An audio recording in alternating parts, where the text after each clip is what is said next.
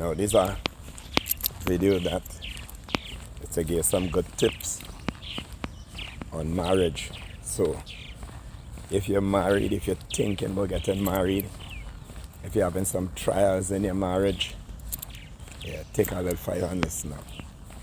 So first thing you must always remember when you're thinking about anything concerning marriage is that it's two life coming to clash. Not meet, it coming to clash. Now what you have to do is know where your brakes is. See, if you don't know where your brakes is, you're going to crash and not clash.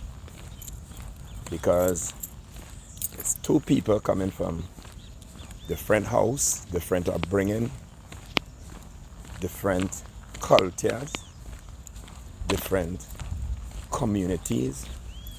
And when it comes together, it means that your habits, your good side, and your bad side is being brought into the relationship. Now what happens is that there are fantasies of marriage, and then there's the reality of marriage. Now a lot of people in their fantasies of marriage, they think that marriage really supposed to make everything change and get smooth and happy when the ring goes on your finger. I have some news flash for you.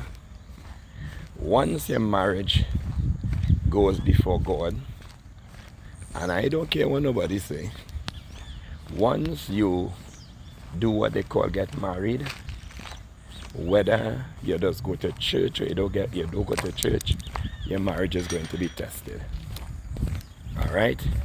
It come like you don't ever go into a pot of boiling water and feel you and get burned. If it's a potato, you will get burned. If it's a fig, you will get burned.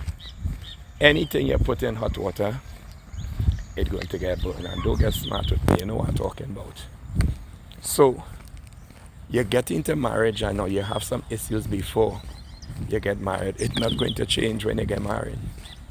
It's going to be challenged to see if you can get better based on your mindset. Now marriage, and this is the most powerful thing I want you to remember. Marriage is about a mindset. No, I don't care if you did living together before. I don't care if you was friending for 10 years. Marriage means now that you're going to deal with the society world, the outside world, on a whole different level. You know, they say, when you're single, people don't see, and as they get married, they'll see you. Yeah, trust me, that has some real truth to it. Okay, it has some things, you know. I remember my brother said that this woman he was tackling once, you know, she wasn't interested at all, boy. And the day she hear he get married, everything changed, you know. She was more receptive because now she knew he don't need she no more, that attacker was ready. And you know, that was a whole story. So when you get into a marriage, the thing don't change. But it means now that you make an agreement to work on it. And when you're working on stuff, you're supposed to make some input into it with the right mindset.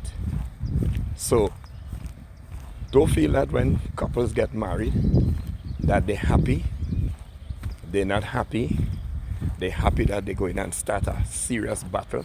They're happy that they're going and try and clear up some stuff. Because sometimes immediately after the marriage have bills to pay. Because some people just take loans to get married. Some people do some stuff. So don't ever think marriage is just money. Don't ever think marriage is just this happy, glamorous thing. So if you're thinking about getting married, know that when you get married, it's a business arrangement. No. Why? Because it means all they're going to be in the same place and the bills have to be paid. And the man have some commitments and the woman have some commitments. And if one person have all the commitments, it means that something going to be very challenging where your emotion is concerned, whether your state of mind is concerned. Because even though the man paying all the bills, then the house needs to be kept. And even though the woman paying all the bills, because today it have a lot of women paying everything, the house still needs to be kept. So it means that people are going to be dealing with their state of mind. So by now you must figure out that I'm trying to tell you, marriage have a lot to do with your mind. So if you make it, you must have the right mindset. And if you can't make it, it means that it's either all is not as compatible as you thought, and it took all you coming into the same space to come to the understanding that all that glitters is not gold, and not how everything look on the outside is how it's supposed to be. But we come down to the brass tacks, right? It has some things, if you have seen it before you get married, trust me, don't get married. Sometimes the second stage of a man is worse than the first. Sometimes you tell yourself you need to get married because of church, because of your parents, because of society, because of your friends, and all these things. And I'm going to tell you something, when the trouble starts, they really can't help you, you know. Sometimes God said, hey, I know you're this, you know.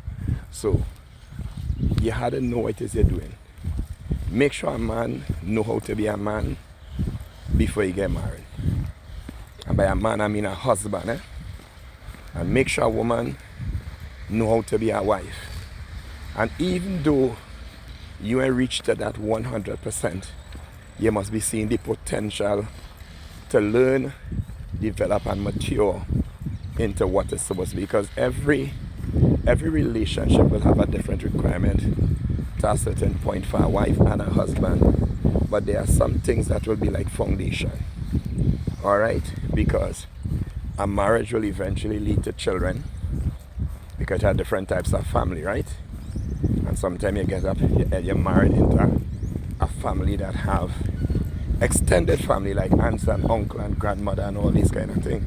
That's a different kind of thing again, because it ain't easy to live with mother-in-law sometimes, right? Especially if mother-in-law decide they don't like you, you in real trouble. And when I say real trouble, I mean in real trouble. So here what's going on. Before you think about getting married, do your research, do your analyzing, do your feasibility study if it making sense or not. But here what I'm advising you to do.